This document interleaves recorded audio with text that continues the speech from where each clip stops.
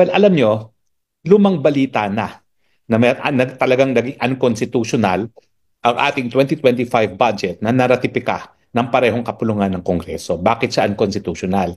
Kasi ang pinakamalaking budget ay napunta sa DPWH. Tama kayo ha. DPWH para pondohan yung mga flood control project kung saan halos kalahati ay kinukurakot ng mga senatong at congressmen. Hindi lang po yan. No? Alam din natin na ang mga pinakamalaking losers dyan sa budget na yan ay ang DepEd na nawalan po ng 12 billion. Dapat siya ang pinakamalaking allocation sa budget. Sang-ayon po yan sa saligang batas. Ha? Ang CHED, ay nako, nawalan po siya ng 30 billion. Ha? Ito po yung nawala. Kapag sinabi ko nawala, yung pinropose ng Malacanang, binawasan ng Kongreso. Yung para sa ating panukalang batas na libreng tuition sa lahat ng state universities at colleges, binawasan po ng 3 billion. Yung ating DSWD, nabawasan po ng 96 billion. Ang takin nyo, napakalaki po niyan. At saka ang PhilHealth, syempre, tinanggal yung government subsidy na 74.4 billion. Alam din po natin na yung controversial na AKAP, na dati ay pinamimigay lang ni Speaker Martin Romualdez, ay na-retain. Bakit? Kasi binigyan ng 5 billion ang kada senatong at ang mga congressman naman ay merong 26 billion. Ang suma total, yan po ay 83 million na akap para sa mga congressman at kung 5 billion po para sa Congress sa mga senatong divided by 24, yan po ay roughly 200 something million kada isa. Now, ano pong ibig sabihin nito? Well, ibig sabihin po talaga, ang Kongreso hindi alam ng prioridad.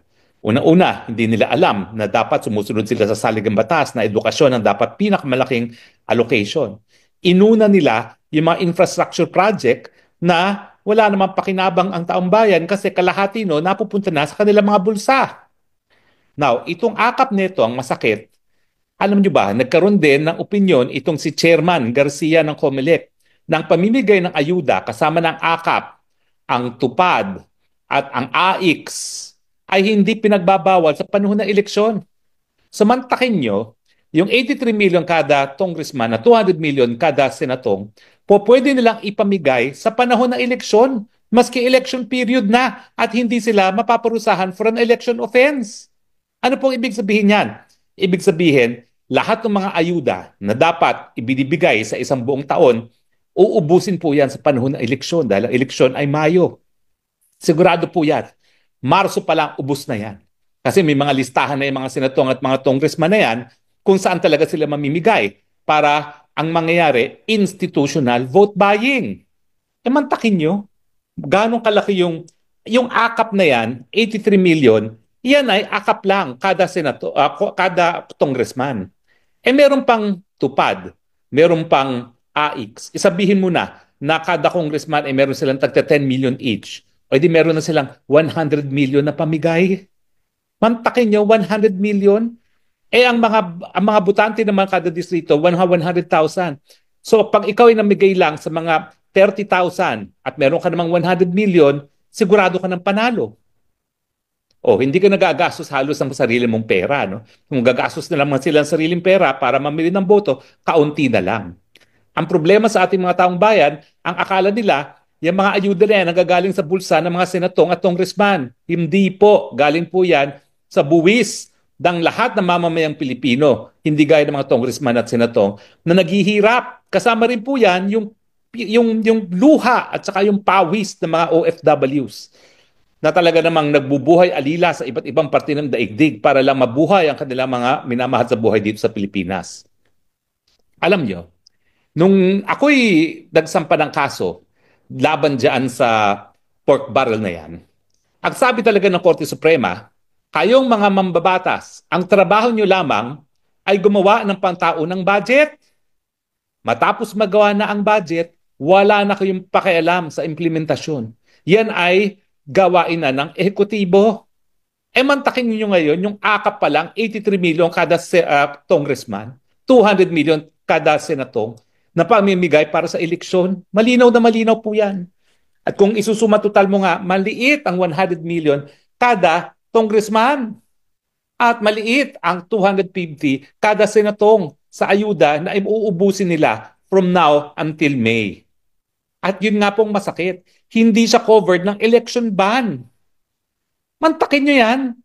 Gagamitin ang pondo ng taong bayan para bumili ng boto. Tama ba yan? At ano pa pong nangyari?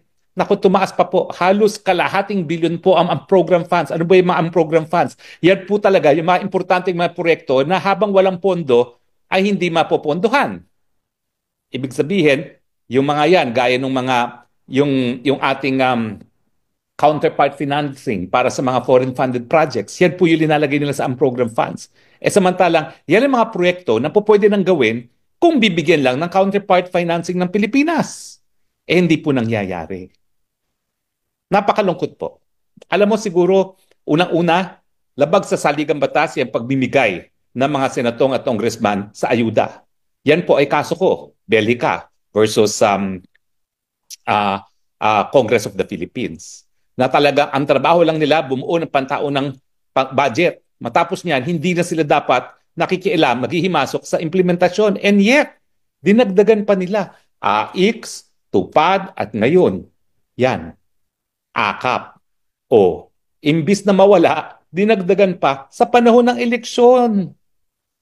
Ano na ngayon ang pag-asa ng mga talaga namang dapat maihalal sa ating Kongreso dahil hindi sila nag-aaksaya ng panahon sa mga investigasyon ng Huwad Committee?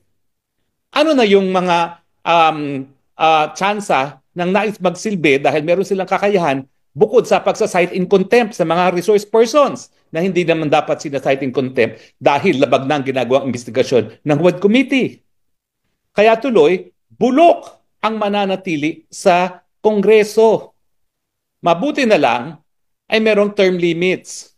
Goodbye Barbers. Papalit sa kanya yung asawa niya. Goodbye Fernandez. Matatalo yan. Matatalo yan ni Hernandez bilang Bulacan na governor. No? Yan yung mga three-termers. At goodbye Paduano.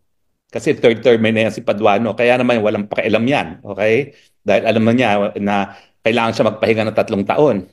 Samantalang yung mga re-electionista, nako, please lang, abante. Ang balita ko, napakalakas na ni Uy. Pero ano ngayon ang laban ni Uy na merong 100 million na pamigay?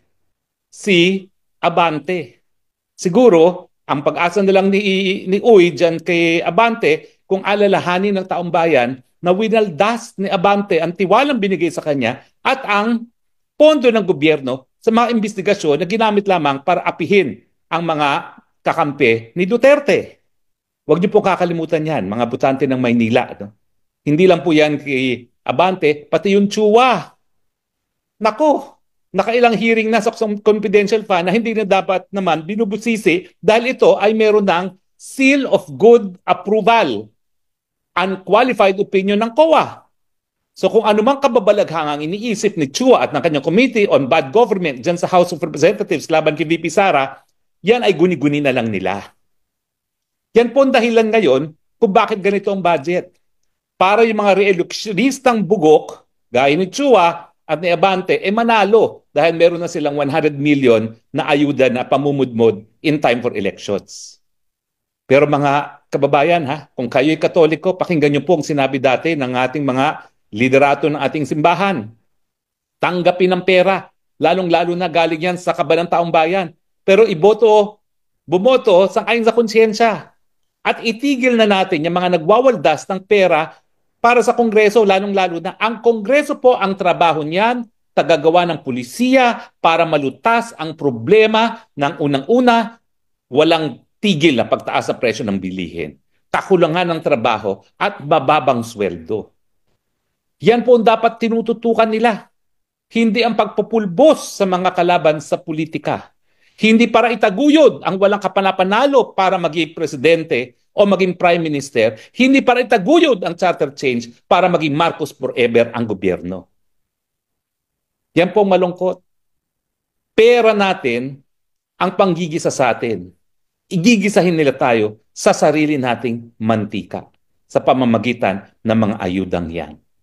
At siyempre, 7 billion po. 7 billion ang naging utang nung panahon ni Presidente Duterte ng 6 na taon meron pang COVID, meron pang Marawi. Pero alam niyo ba itong si Marcos, sa 3 taong panunungkulan, 4 billion ng inutang. Wala namang kahit anong abirya gaya ng COVID at ang Marawi na nangyari. So at the rate he's going, kung talaga magpo 4 billion na naman siyang utang, 8 billion, eh wala namang kalamidad na dumaan sa atin na gaya ng COVID na kinailangan mabigay ng ayuda dahil walang hanap buhay ang taong bayan.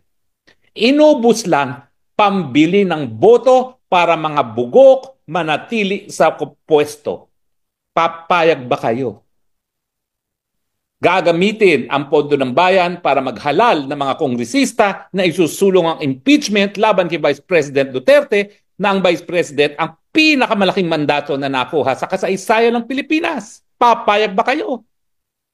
Gagamitin para sabihin ng mga kongresista na nangungurakot ang Vice President samantalang ang COA na merong tanging kapangyarihan na magdesisyon kung merong kawaldasan ng pera ng taong bayan ay nagsabi walang kawaldasan na nangyari sa paggasta ng budget sa Office of the Vice President noong 2022. Yan po nakakalungkot. Ginigisa tayo sa sariling mantika. Pero wag po kayo makakalimot ha. Tanggap lang kayo niyan. Hindi yan galing sa bulsa nila. Forget it. Wag kayong mag-thank you. Dahil ni isang sentimo dyan, hindi galing sa bulsa nila. Pati nga yung mga ayuda na galing sa DSWD, pag may bagyo linalagyan ng pangalan nila. Epal talaga. Ako po naging politiko rin ako. Pero pag ako namigay ng ayuda, hindi galing sa DSWD. Galing sa bulsa ko o galing sa mga kaibigan ko. Never galing sa gobyerno. Dahil kapag galing sa gobyerno yan, tanging DSWD dapat ang namimigay. Yan kasi yung desisyon sa kaso nga ng Belica na akong tumayong abogado. Bakit ko naman lalabagin yun? Diba? So para nyo ng awa, mga kababayan, gumising na kayo ha. Huwag pa kayong magpakaloko. Itong eleksyon nito, ipapanalo ng mga walang ya sa tongresista natin ang mga ayuda. Tanggap lang po kayo ng tanggap. Galing po yan sa hirap ninyo.